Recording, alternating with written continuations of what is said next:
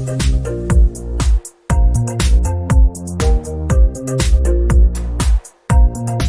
and welcome to Uncorked, the show we break down your favorite made-for-TV movies one bottle at a time. I'm your host, Patrick Serrano, and today we're talking about My Granddaughter Has Your Son's Face. My Granddaughter Has Your Son's Face stars Val Bloom, Tatum Jennings, and Peyton Windham. This movie really asked, what if teen pregnancy, church gossip, and a boat-based baby kidnapping all happened in the same week? We open with a home invasion and a baby kidnapping because Lifetime doesn't believe in building suspense. Then we rewind a few days earlier to meet Dan and Suzanne, an aggressively attractive couple decorating their house to impress Pastor David. It's like he's going to forward them one free ticket into heaven. Don wants to be the mayor, which apparently means impressing one pastor instead of an actual electorate. Their daughter Carly is a theater kid, so every conversation sounds like she's midway through an audition monologue. She's constantly clutching her stomach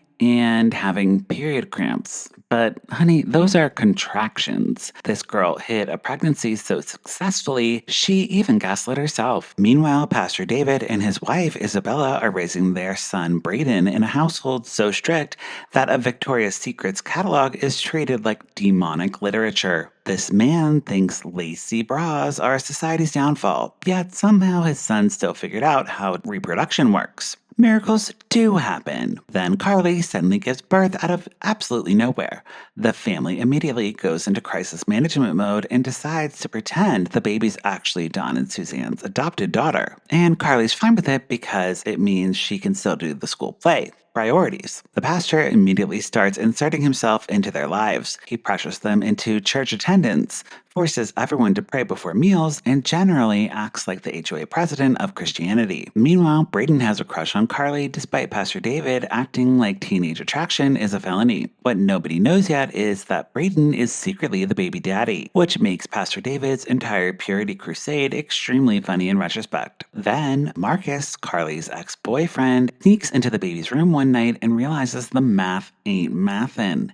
He and Carly broke up 9 months ago. Martha's mother, Hillary, hears about the baby and starts demanding DNA tests and threatening custody battles. Then we are back to the opening scene. Baby Luna gets kidnapped from her crib. The family finally tells the truth to the police and Pastor David. Pastor David responds to a missing infant with, "I'll pray for your baby, but your daughter is definitely going to hell." He's really nailing that whole compassion thing. The church congregation turns on the family instantly because this church runs entirely on judgment and casserole. Carly even gets arrested for kidnapping her own baby during a prayer circle, which feels like something that should legally qualify as emotional whiplash. To make matters worse, someone vandalizes their house because apparently this town is very active on Christian hate crimes. Carly sneaks out to meet Marcus at a park in the middle of the night because that seems like a safe decision. Suddenly, someone tases Marcus, leaving him in a coma for the rest of the movie. Honestly, this movie has so many crimes stacked together, it feels like crime bingo. Then Carly finally reveals the truth.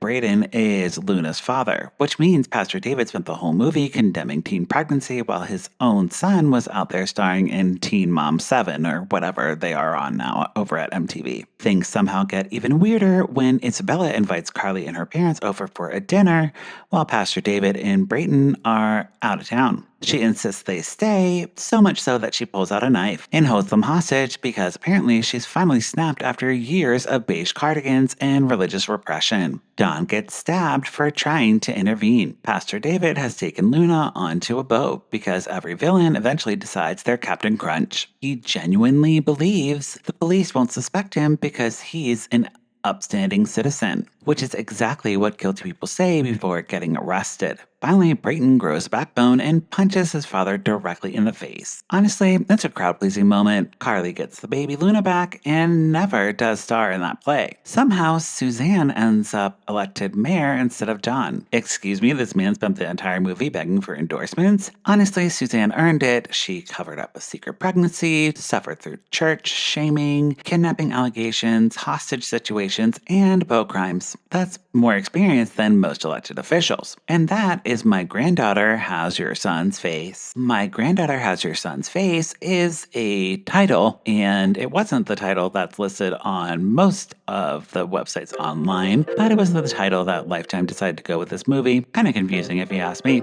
I'm all for teen pregnancy, but this one was a little confusing and just boring. The whole Christianity thing kind of felt out of nowhere, and I didn't really know what point they were trying to make here. That's it for this week. Let me know what you think about the movie in the comment section below, and follow the show at Lifetime Uncorked. You can also follow me at Patrick Miguel. Lifetime Uncorked is a podcast with hundreds of episodes recapping Lifetime movies. Listen wherever you get your podcasts and visit lifetimeuncorked.com for full reviews. If you like this episode, please leave me a tip on Ko-fi, buy me a glass of wine, and I'll keep watching Lifetime. That's it for this week. We'll talk to you next time. Bye!